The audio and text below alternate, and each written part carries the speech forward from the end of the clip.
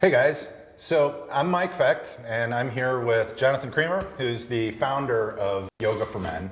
And over the last couple of years even, I think, every time we find ourselves in the studio, we come up with some good topic that we end up riffing on for probably an hour. Right. And at the end of that conversation, we always say, we should just flip the cameras We should on be and go. talking to other people about this as well. Right, and share it. And in addition, we also have, through the years, we've gotten a lot of questions from people on the group and on the page and that sort of thing. So we figured it's about time to flip the cameras on. We just have real conversations about the stuff we talk about and how we utilize the practice in our lives on a daily basis. Instead of yoga just being something I go do 3 times a week for an hour, yoga becomes everything, and the other things you do just become extensions of the practice. Right. So I'm already starting into the forgive me. So I tell you what, let's go ahead, This without waiting any further, let's go ahead with the first question that we have for today. This we got from the group, and we have a great, very active Yoga for Men group on Facebook. Look it up if you haven't already. But this question comes right off of that group. And Mike, I'm gonna let you get into this because this is obviously a little bit more of your territory than mine. So. Okay, first question was, guys, what are ways that you can integrate both strength training and a regular yoga practice together? I'm feeling such a strong heart yearning to deepen my yoga practice, but I also want to continue with strength training. What are the specific ways in a weekly schedule that you can strength train and go more deeply into a yoga practice? Right now, the only integration I'm doing is that I'll sometimes end my weightlifting sessions with a 15 to 20 minute yoga practice, but I sense there's more. Any other thoughts or ideas? And this question is from Kurt A. in Vancouver. So, Kurt, I tell you what, actually, that concept of ending each of your training sessions with a 15 to 20 minute yoga practice is very similar to what I'm doing now. My suggestion to you would be to look for balance, okay, first and foremost. You need a little bit more flexibility in a certain area, then maybe we're not spending all the time on strength training in that specific area of the body. If you feel like you need a little bit more strength somewhere, then maybe you're doing more strength training than necessarily flexibility work. Right. So just looking at the physical body in totality, as if the goal really is to achieve A balance of stretch and strength. Right. Yeah. So a healthy state to be in. But I think where Jonathan and I align is that on the perspective of the yoga practice, the yoga practice is all about the meditative, right? Like the physical stuff that happens through our yoga practice is more, we look at those as the benefits of the practice. But the reason why we constantly are coming back to the mat is to gain the mental, emotional, and spiritual benefits of the practice, right? The mistake I think a lot of people make is they think you have to have a yoga practice and you have to have a strength training practice, or that the two are incompatible altogether. That's a great point. And I think that actually you'll find, I come in kind of like Mike did. I used to lift weights and I thought I was fit until I got into yoga and found out I had a lot of weaknesses. But I would come into the practice or the strength training aspect of it, just lifting weights. But now that I've been doing yoga for so long, my strength training practice actually becomes a yoga practice in that I've learned to coordinate my movements with the breath. So the point that I'm trying to make there is that eventually if you do both and you've done yoga long enough, that the strength training practice just becomes, like I was saying earlier, an extension of your yoga practice. There really is a blurred kind of line, and it takes a while to get there, I think. Yeah. Well, I think And you have to be willing to give some things up sometimes. It's being able, that's a huge point, is the being willing to give things up a little bit. Right. For example, my getting back into the strength training piece after doing primarily yoga for 3 years, I'm losing a little bit of the flexibility, not a whole lot. I mean, I'm maintaining most of it, but there is a little bit of, you have to give a little to get a little. You have to just be aware of that in your practice. But just to kind of share my split with you that I'm doing right now is I've got, basically it's a 3-day split where I'm doing like chest, shoulders, tris, doing a push workout, doing a pull workout where I'm doing like back and biceps, mixing a little bit of legs in with each one of those practices, maybe on a stair stepper or a couple sets of squats, something like that. And then I'm doing a strong yoga practice. Right. So it's strength, and then practice. Now I might do something like Kurt said, 15, 20 minutes, or just some counter postures. Oh yeah, no, I mean you have after to, you get done training. Yeah, yoga at the end of strength training is non-negotiable, and shavasana too, quite frankly, for me. And that's where, sorry to just hijack the conversation, okay. but that's where my strength training becomes my yoga practice. I mean, I'm doing counter postures, pratikriyasana it's called in yoga, which is a counter posture to the physical posture. You know, if you do something one way, kind of extreme, you want to take it back the other way. So if you're going to do that in your strength training practice at the end using counter postures, and then take a full shavasana, God willing, if you can. To take it back to the very beginning, guys, I would say back to Kurt's yes, question. back to Kurt's question. Finding balance. Okay, finding balance between strength and flexibility, and understanding exactly what you need, rather than just going by what somebody writes down on a piece of paper. Is this is what your workout is, this is your yoga practice. Exactly. I mean, so people are married. So many people are married to. They go into the gym and it's like, I got to do this many of the sets of this weight today and that today, and that's great, I guess, if you're training for, and that's your job.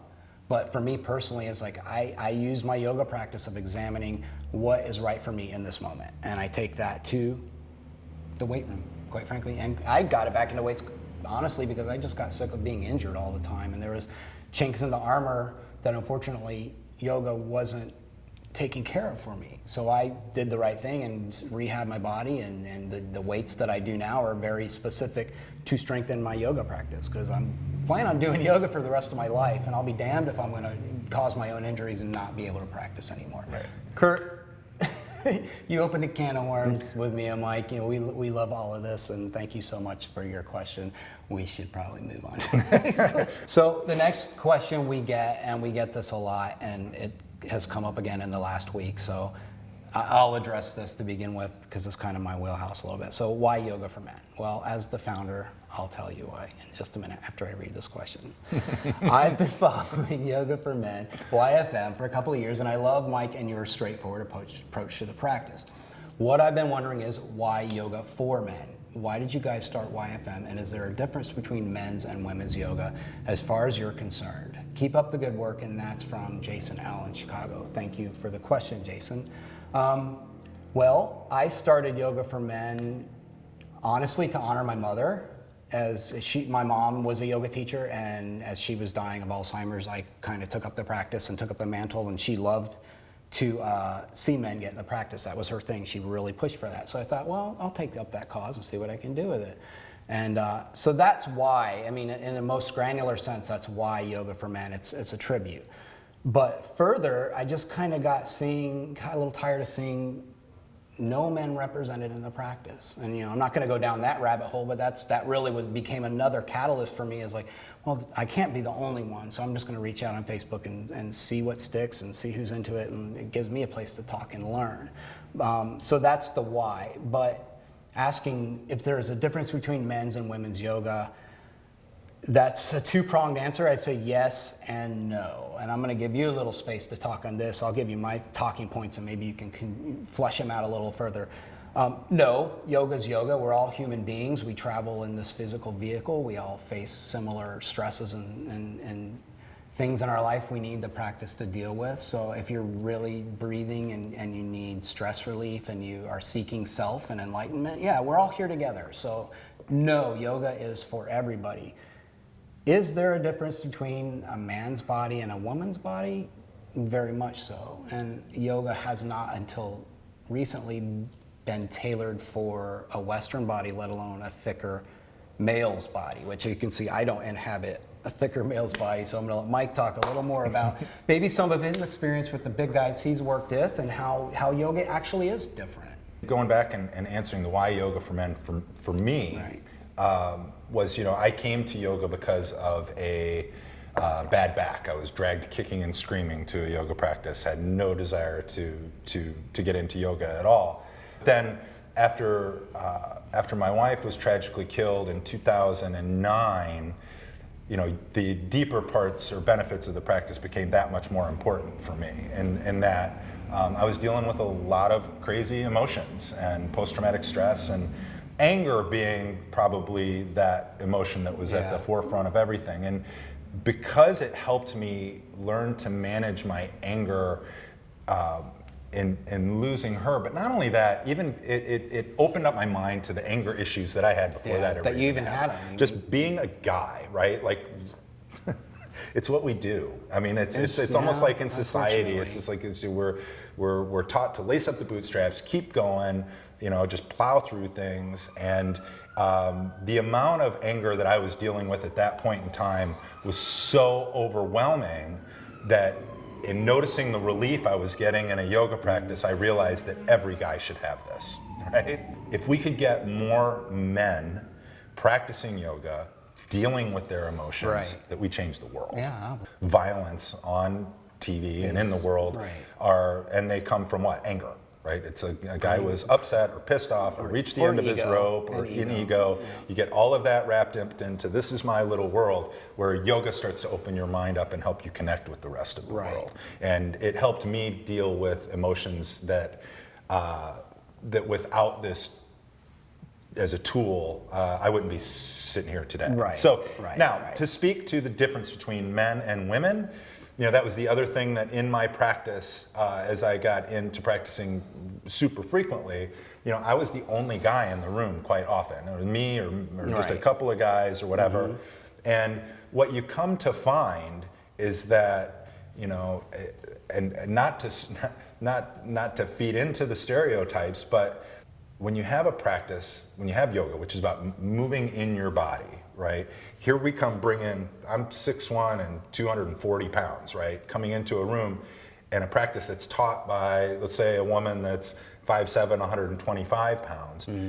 Unless she's been teaching a really long time and working with people outside of, you know, what you might normally see in a yoga studio, she's not going to know what it's like to move in my body. I wouldn't even know. And so that was a great point. You made that, like last week we were talking about different things that, you know, you don't think about because you haven't had to face them in your personal practice. Talking about stepping the foot up. Stepping the foot forward, right. It's hard for me to relate to that because I was doing that 6 months into my practice, and now I have to really regress my teaching to account for people that can't. And I'm not wired to think like, oh, it's hard to get your foot up there. You know, I'm not. It took me 7 years to step my foot between my hands. So it's understanding that we're bringing a bigger, you know, less flexible body to the practice. So we have to make it more accessible and available to those bodies, which is basically what our philosophy has been since day one is accessibility and availability, right? Because if you think about it from the typical guy's mindset coming into a studio, okay, first of all, you're one of a few guys surrounded by a bunch of women who are going to be, you know, a lot more flexible than out of the gate. Right. And then you're bringing in the ego, right, of maybe you're an athletic guy, and like in my world, most athletic things I'd tried during my life, I've been relatively successful with without a whole lot of work, right? Like I could, you know, playing a sport. And then along came yoga. And then yoga comes along, and I'm like 30 seconds into my first downward facing dog going, oh my God, I'm so screwed. So this is gonna be a long 90 minutes. I was ready to run for the hills. So, you know, I think that's why, you know, that's another big reason why. And understanding that we just need to use props. Dudes, you gotta use props. Just bite the bullet and use them, trust me. It's better for your ego, it's better for your body. It's perfectly acceptable to use props. So I'm gonna get off that soapbox. No, but I think your point about the ego is huge. Yoga's gonna challenge your ego. Oh yeah. So it's and humbling. I think it's getting to that point now where most guys understand that before even coming in, and that becomes the. I think that's becoming a draw now. Dudes are kind of like, well, I'm seeing a shift where dudes before were like, you know, I don't want to go, I'm going to be humbled, or that's for women or whatever. Now it's like, maybe that's the challenge I'm really looking for, and I can tell you it is. It's always the challenge. Yoga's always the answer. Mm-hmm. Yeah, no, I've never. And the angels in the heavens. Yeah, no, I've never finished a yoga practice and said I really wish I hadn't done that. Exactly. So to kind of return to this question, Jason, you know, we're kind of long-winded here at YFM. Oftentimes, we need women to help get dudes on the mat. That's the next talking point. Is we need chicks. Like, damn, we got a beer here. It's a freaking yoga YFM bar. Women, you need to bring your men to the mats. Husbands, uncles, boyfriends, fathers, whatever. You need to bring them with you or send them to us. We'll take care of them. And number two, YFM is yoga for men's not about gender exclusion. It's never been about gender exclusion. The whole point has been really to just inspire men to try it. That's it. You know, if it's not for you, it's not for you. But give it 3 months and just try it, and I guarantee you're going to find a shift. It's do the work, and the shift will happen. Yeah, I think you know, you need to understand that, like Jonathan said when we first started, is that yoga is yoga. The approach to the practice, the benefits of the practice, right? They're not going to differ based on your gender. There's nothing in yoga that speaks to that. But it's just understanding that, you know, over the last, let's say 20 or 25, even 30 years, as yoga has really had that boom in the West, it's been something that's been that much more accepted by women than men. Yeah. So it's just this idea that by making it more available, by making it more accessible to guys, we can get rid of all the stigmas and stereotypes, you know, associated with guys practicing yoga and get to the benefits. Let's get to the help. Let's get to why we do this to begin with, and it's really about living a better life, regardless of if you're male or female. But it's, you know, we're trying to meet the guys where they're at. In a nutshell. Thank you for your questions. We can go on and on about this all day, and we don't want to turn this into a 30-minute long video. So, thanks for joining us. This is our first Q&A. Mike and I's really, I think it's our first time on camera together. So, other than some demo classes we've done, but like, just kind of shooting the shit. I think this is our first class together, and it feels, our first session together feels really good. It feels really natural. And keep sending your questions. Like I said, we have a Yoga for Men group on Facebook. You can email us any questions you want and try to put them on the group and tag us, and we'll be back with more of this at some point in the near future. Thanks again. Any closing thoughts? Have a good one, guys. Thanks.